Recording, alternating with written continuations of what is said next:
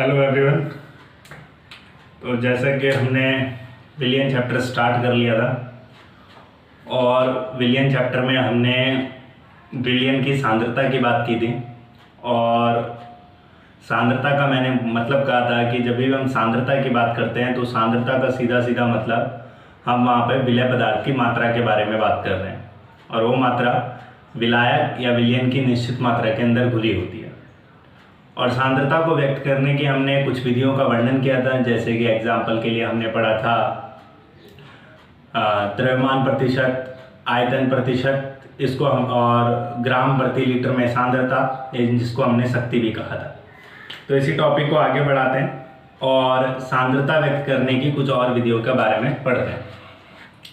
तो सांद्रता व्यक्त करने की जो नेक्स्ट विधि हम पढ़ रहे हैं, फोर्थ, वेरी वेरी इंपॉर्टेंट, मूलरता। एग्जाम में इसकी डेफिनेशन लिखने के लिए आ जाती है बेटा। तो मूलरता को हम डिनोट करते हैं कैपिटल एम से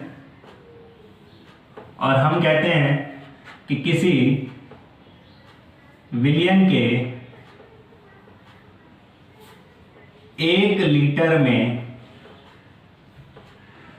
घुलित विलय पदार्थ के मोलों की संख्या को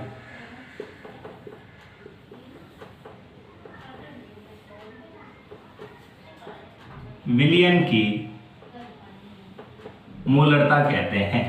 किसी विलयन के 1 लीटर में घुले विलय पदार्थ के मोलों की संख्या को हम विलयन की मूलरता कहते हैं। कहने का मतलब यह है कि मान लीजिए कि हमारे पास विलय पदार्थ के मोलों की संख्या है 2 मोल और आपने इसे विलयन के 1 लीटर के अंदर घोला हुआ है। विलय पदार्थ के मोल हैं 2 मोल और उन 2 मोलों को आपने विलयन के 1 लीटर के अंदर घोला है। तो ऐसी स्थिति में अगर आपसे पूछा जाए कि विलयन की मूलरता कितनी है तो आप कहेंगे विलयन की मूलरता 2 मोल प्रति लीटर है। कहने का मतलब कि विलयन के 1 लीटर के अंदर विलय पदार्थ के जितने मोल घुले होंगे उसे ही हम विलयन की मूलरता कहते हैं। अब नेक्स्ट, मूलरता बराबर होता है बेटा, इसका सूत्र होता है मूलरता m बराबर विलय पदार्थ के मोलों की संख्या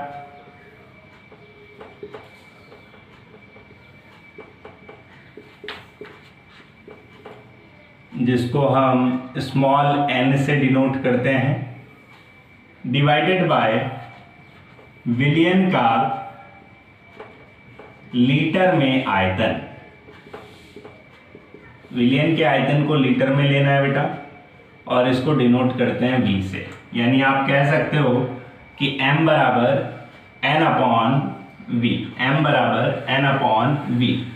अगर इसकी मात्रक की बात की जाए तो इसका मात्रक क्या होगा, मोलों की संख्या। इसका मात्रक होता है बेटा, अंश का मात्रक हो गया मोल, आयतन, आयतन का मात्रक क्या है, लीटर, इसलिए इसका मात्रक हो जाएगा मोल प्रति लीटर। अच्छा, एक छोटी सी बात ध्यान रखिएगा, आप लोगों ने 11th में पढ़ा होगा कि जो मोलों की संख्या होती है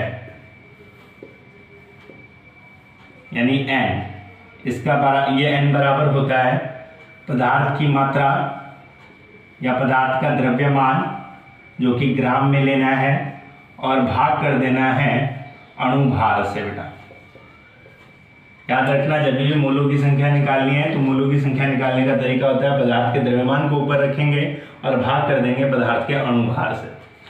तो अब इस पर एक छोटा सा क्वेश्चन कर लेते हैं। क्वेश्चन कुछ इस तरीके से बेटा कि 2m कैपिटल N, या इसको हम ऐसे भी बोल सकते हैं 2 मोल प्रति लीटर विलयन से क्या तात्पर्य है, क्या तात्पर्य है। 2m विलयन से क्या तात्पर्य है, यानी कि इस क्वेश्चन में आपको विलयन की मूलरता दी गई है और आपसे पूछा गया है कि इससे आप क्या समझते हैं। तो ऐसी स्थिति में आप याद रखेंगे कि जब भी आपको मूलरता दी जाती है तो उस स्थिति में विलयन का जो आयतन होता है बेटा, विलयन का जो आयतन होता है वो हमेशा 1 लीटर लेंगे। जब भी आपको मोलरता दी गई है तो ऐसी स्थिति में आपका विलयन का आयतन जो हो जाएगा वो 1 लीटर हो जाएगा। अब मोलरता का सूत्र था, मोलरता बराबर थी मोलों की संख्या बटे आयतन। तो मोलरता आपको दी है बेटा 2, तो यानी यहाँ पे मोलरता की जगह हमने लिख दिया 2। मोलों की संख्या को हम ऐसी रखेंगे, आयतन की जगह हम 1 लीटर रख लेंगे। तो यहाँ पे n = मेरे पास आ जाएगा 2 मोल। तो यानी इससे क्या पता लगा कि जब भी हमें मोलरता दी गई है ऐसी स्थिति में आयतन हमेशा विलयन का 1 लीटर होगा और विलय पदार्थ के मोलों की संख्या वो होगी जो यहाँ पे आपको आंकिक मान दिया गया है। मतलब अगर 2m दिया है तो विलय पदार्थ के मोलों की संख्या 2 मोल होगी। अगर आपको यहाँ पे 5m दिया होता तो विलय पदार्थ के मोलों की संख्या 5 मोल होती। तो यानी आप इसको लिख सकते हैं कि 2m विलयन से तात्पर्य है कि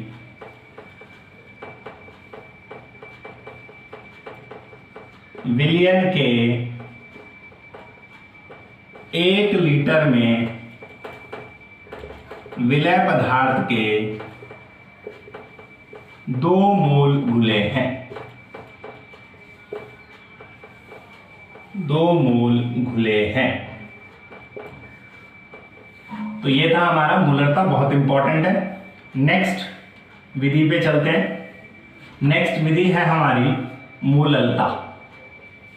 सांद्रता व्यक्त करने की जो नेक्स्ट विधि है वो है हमारी मोललता। मोललता को हम स्मॉल m से डिनोट करते हैं और इस केस में हम परिभाषा लिखते हैं कि विलायक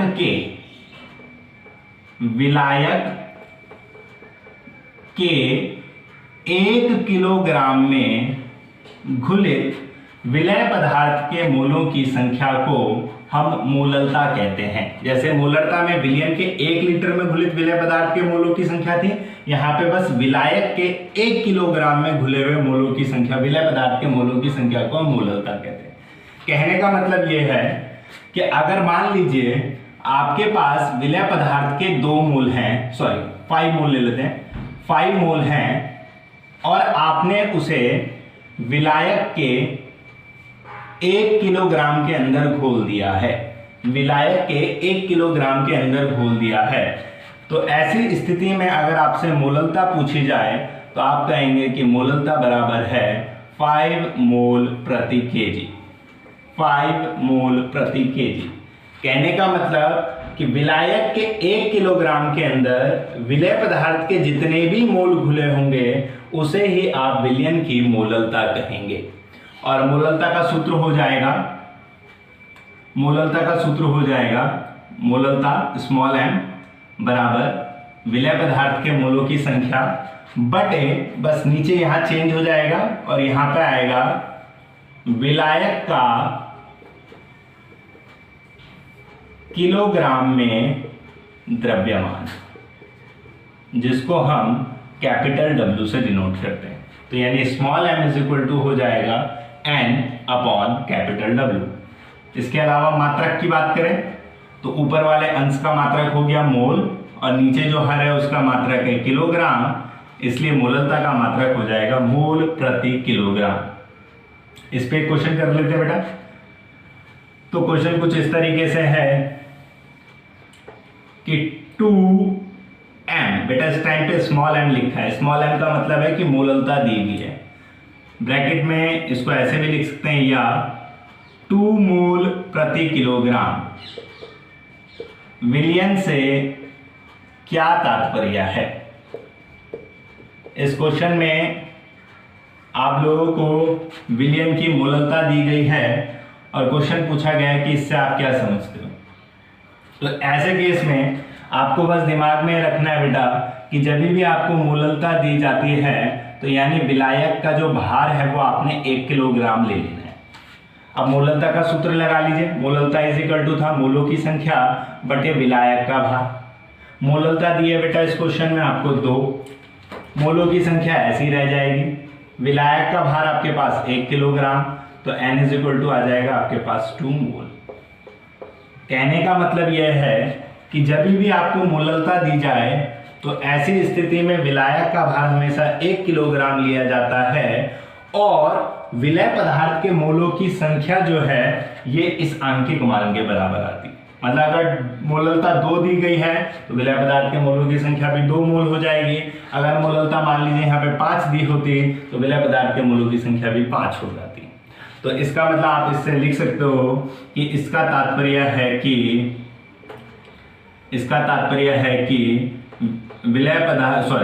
विलायक के 1 किलोग्राम में विलय पदार्थ के 2 मोल घुले हैं। विलय पदार्थ के 2 मोल घुले हैं। तो ये था हमारी सेकंड विधि मोललता। नेक्स्ट जरा एक क्वेश्चन समझ लेते हैं। नेक्स्ट विधि में जाने से पहले मोलरता और मोललता से संबंधित एक बड़ा ही सुंदर प्रश्न पूछा जाता है, तो जरा उस क्वेश्चन को समझ लेते हैं, तब नेक्स्ट विधि का वर्णन करेंगे। क्वेश्चन है मोलरता तथा मोललता में से सांद्रता व्यक्त करने की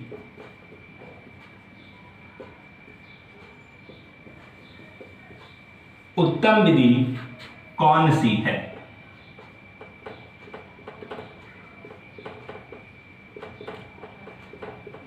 क्वेश्चन कुछ इस तरीके से है कि मोलरता और मोललता जो 2 विधियां अभी हमने पढ़ी, इन दोनों में से सांद्रता को व्यक्त करने के लिए अच्छा मेथड कौन सा है वो हमें बताना है। तो पहले तो मैं आंसर बता देता हूं। हम बोलते हैं कि मोललता सांद्रता व्यक्त करने की उत्तम विधि है। अब क्यों है जरा उसको समझें। तो जरा याद करें, आप लोगों ने दोनों का सूत्र पढ़ा था। मोलरता इज इक्वल टू था N/V, जबकि मोललता इज इक्वल टू था N/W। दोनों के फॉर्मूले में अगर हम देखें तो विलय पदार्थ के मोलों की संख्या दोनों में कॉमन है, लेकिन डिफरेंस कहां पे है? यहां पे हम विलयन का आयतन लेते हैं, जबकि यहां पे हम विलायक का भार लेते हैं। मोलरता के केस में हम विलयन का आयतन लेते हैं, जबकि मोललता के केस में हम विलायक का भार लेते हैं। और खास बात, जो आयतन होता है वो ताप पर निर्भर करता है। आयतन ताप पे निर्भर करता है। तो अगर आयतन ताप पे निर्भर करेगा तो इसका मतलब होगा मोललता भी ताप पे निर्भर करेगी। और उसके कारण होगा क्या कि जैसे ही विलयन का तापमान बदलेगा तो विलयन की जो मोलरता है वो भी बदलने लग जाएगी। लेकिन इसके अपोजिट अगर भार की बात करें तो भार ताप पर निर्भर नहीं करती है। भार ताप पर निर्भर नहीं करता है। अगर ये ताप पर निर्भर नहीं कर रहा है तो इसका मतलब मोललता भी ताप पर निर्भर नहीं करेगी। अगर मोललता ताप पर निर्भर नहीं करेगी तो ऐसी स्थिति में होगा क्या कि अगर विलयन का तापमान बदलता है तो उस स्थिति में भी विलयन की जो मोललता है वो बदलेगी नहीं। इसलिए हम कहते हैं मोललता उत्तम विधि। मतलब आप ऐसे लिख सकते हैं आंसर कि क्योंकि मोलरता ताप पर निर्भर करती है जबकि मोललता ताप पर निर्भर नहीं करती है, इस कारण से मोललता सांद्रता व्यक्त करने की उत्तम विधि है। तो ये था एक इंपॉर्टेंट क्वेश्चन मोललता और मोलरता से रिलेटेड। एक लास्ट विधि कर लेते हैं जरा सांद्रता व्यक्त करने की, बाकी विधियों को नेक्स्ट वीडियो में समझेंगे। नेक्स्ट जो हमारी विधि है वो है मोल प्रभाज्य।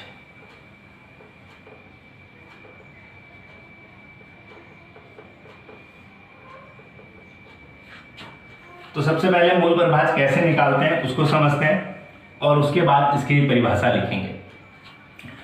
तो मान लीजिए हमारे पास कोई विलयन है और ये विलयन 2 घटकों A और B से मिलकर बना हुआ है। A और B से मिलकर बना हुआ है। तो ऐसी स्थिति में अगर मान लीजिए हम घटक A के मोल प्रभाज्य निकालने चाहते हैं घटक A के मोल प्रभाज निकालना चाहते हैं, तो उसको निकालने का तरीका क्या है? हमने क्या करना है, जिस भी घटक के मोल प्रभाज निकालने हैं उसके मोलों की संख्या को ऊपर रख देना है और उसको भाग दे देना है विलयन में उपस्थित कुल मोलों की संख्या से।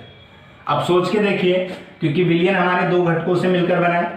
मान लीजिए इसके मोलों की संख्या Na है, इसके मोलों की संख्या Nb है, तो ऐसी स्थिति में क्या हो जाएगा, विलयन में कुल मोलों की संख्या हो जाएगी Na प्लस Nb।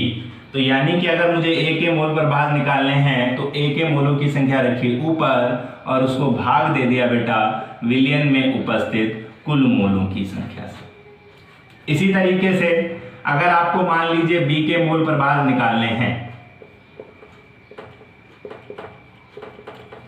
तो उसको निकालेंगे कैसे, B के मोलों की संख्या को रख देंगे बेटा ऊपर और उसको भाग दे देंगे विलयन में उपस्थित कुल मोलों की संख्या से। तो यानी आप क्या परिभाषा लिख सकते हो, किसी घटक का मोल प्रभाज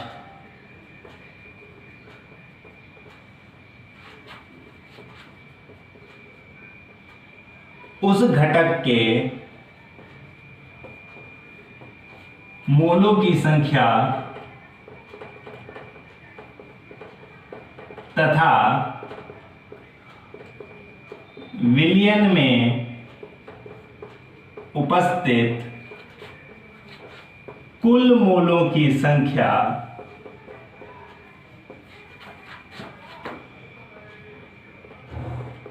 के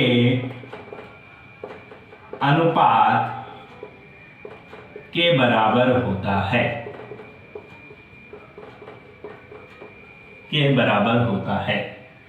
किसी भी घटक का अगर मोल प्रभाज निकालना है तो उसके मोलों की संख्या को ऊपर रख दीजिए और भाग दे दीजिए विलयन में उपस्थित कुल मोलों की संख्या से। इसके अलावा एक छोटी सी बात रखिएगा, याद रखिएगा, अगर विलयन में मान लीजिए केवल दो घटक हैं A और B, तो ऐसी स्थिति में घटक A के मोल प्रभाज प्लस घटक B के मोल प्रभाज का अगर हम योग निकालें तो हमेशा 1 आएगा बेटा। अगर विलयन में केवल दो घटक हैं तो ऐसी स्थिति में घटक A के मोल प्रभाज और घटक B के मोल प्रभाज का जो योग होगा वो 1 होगा। इसी तरीके से याद रखिएगा, अगर विलयन में तीन पदार्थ हैं A, B, C, तो इन तीनों के मोल प्रभाज का जो योग होगा वो 1 आएगा। कहने का मतलब कि विलयन में जितने भी घटक उपस्थित होते हैं उन घटकों के मोल प्रभाज का जो योग होता है वो हमेशा 1 होता है।